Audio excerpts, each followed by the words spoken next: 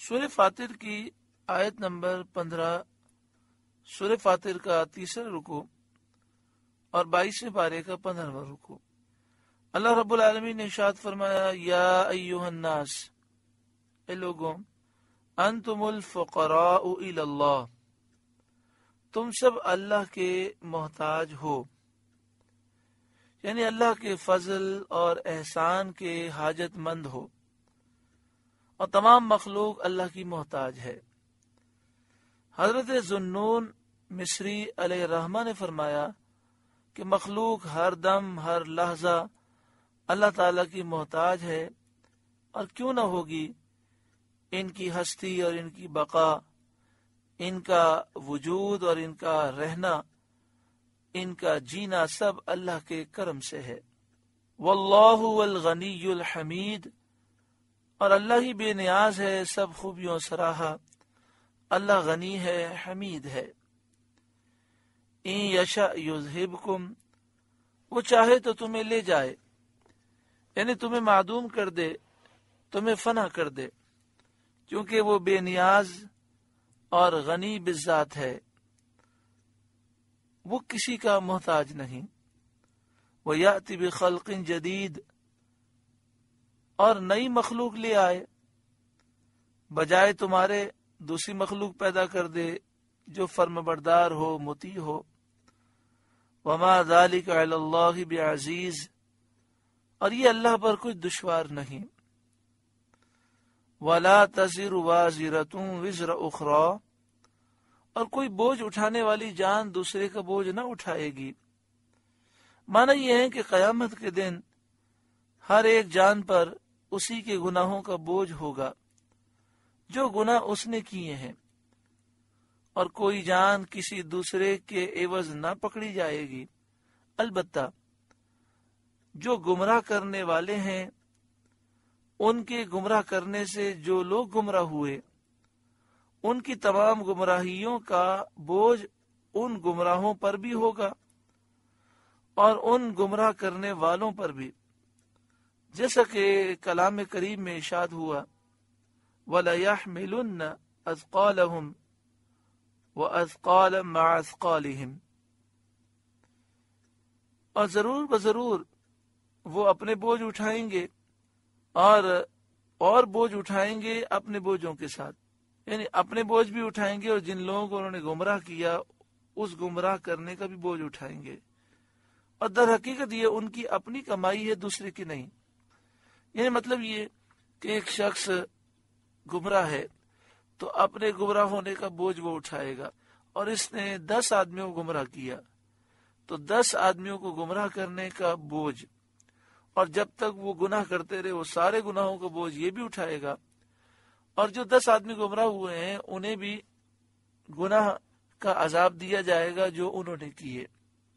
وَإِن تَدْعُ مُثْقَلَةٌ إِلَى حِمْلِهَا، اور اگر کوئی بوجھ والی اپنا بوجھ بٹانے کو کسی کو بلائے، لا يحمل منه شيء ولو كان ذا قربى، تو اس کے بوجھ میں سے کوئی کچھ نہ اٹھائے گا اگرچہ قریب رشتہ دار ہو، باپ یا ماں، بیٹا یا بھائی، کوئی کسی کا بوجھ نہ اٹھائے گا۔ حضرت عبداللہ بن عباس رضی اللہ تعالی عنہما نے فرمایا، ماں باپ بیٹے کو لپٹیں گے اور کہیں گے، اے ہمارے بیٹے، ہمارے کچھ گناہ اٹھا لے۔ وہ کہے گا، میرے امکان میں نہیں، میرا اپنا بار کیا کم ہے، میں آپ کا بوجھ نہیں اٹھا سکتا، میرا خود اپنا بوجھ بہت زیادہ ہے۔ اس میں یہ درس دیا جا رہا ہے کہ لوگوں کی خاطر اپنے آپ کو برباد مت کرو، کل میدان محشر میں یہ دوست رشتہ دار تمہارا بوجھ نہیں اٹھا سکیں گے۔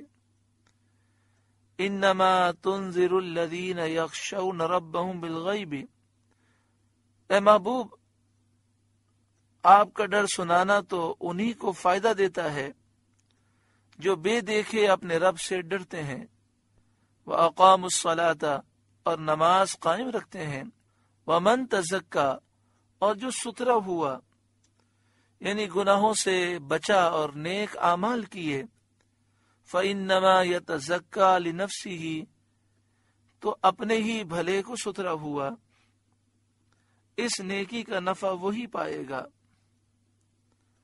وَإِلَى اللَّهِ الْمَصِيرُ، اور اللہ ہی کی طرف پھرنا ہے۔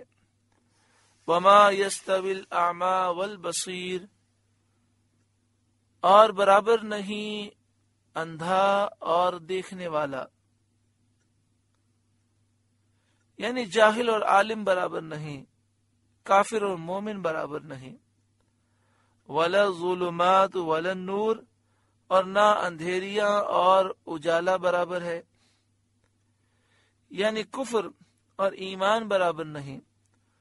وَلَا الظِّلُّ وَلَا الْحَرُورُ، اور نہ سایہ اور نہ تیز دھوپ برابر ہے، یعنی حق اور باطل برابر نہیں، جنت اور جہنم برابر نہیں۔ وَمَا يَسْتَوِي الْأَحْيَاءُ وَلَا الْأَمْوَاتُ، اور برابر نہیں زندے اور مردے، یعنی مومنین اور کفار، علماء اور جاہل لوگ، یہ برابر نہیں۔ ان اللہ یسمع من یشاء، بے شک اللہ سناتا ہے جسے چاہے، یعنی جس کی ہدایت منظور ہو اس کو توفیق قبول اللہ عطا فرماتا ہے۔ وما انت بمسمع من فی القبور، اور آپ نہیں سنانے والے انہیں جو قبروں میں پڑے ہیں۔ اس آیت میں کفار کو مردوں سے تشبیہ دی گئی کہ جس طرح مردے سنی ہوئی بات سے نفع نہیں اٹھا سکتے اور پند پذیر نہیں ہوتے، کیونکہ مرنے کے بعد توبہ کا دروازہ بند ہو چکا۔ بد انجام کفار کا بھی یہی حال ہے کہ وہ ہدایت سے اور نصیحت سے فائدہ نہیں اٹھاتے۔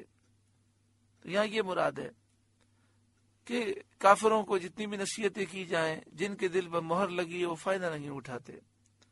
اس آیت سے مردوں کے نہ سننے پر استدلال کرنا صحیح نہیں ہے، یعنی اس آیت کو پڑھ کے کوئی یہ سمجھے کہ مردے نہیں سنتے، یہ اس کا خیال غلط ہے، کیونکہ آیت میں قبر والوں سے مراد کفار ہیں، نہ کہ مردے، اور سننے سے مراد وہ سننا ہے جس پر راہ یابی کا نفع مرتب ہو، وہ سننا جس کے سننے سے بندہ فائدہ اٹھائے اور ایمان لائے، ہدایت یافتہ ہو جائے۔ رہا مردوں کا سننا، وہ احادیث کثیرہ سے ثابت ہے۔ اس مسئلے کا بیان 20ویں پارے کے دوسرے رکوع میں گزر چکا۔ ان انت الا نذیر، آپ تو یہی ڈر سنانے والے ہیں۔ تو اگر سننے والا آپ کی باتوں پر کان رکھے، آپ کے انذار پر کان رکھے اور بگوش قبول سنے، غور و فکر سے سنے، قبول کرنے کی کوشش کرے اور قبول کر لے، تو اسے سننا فائدہ دیتا ہے۔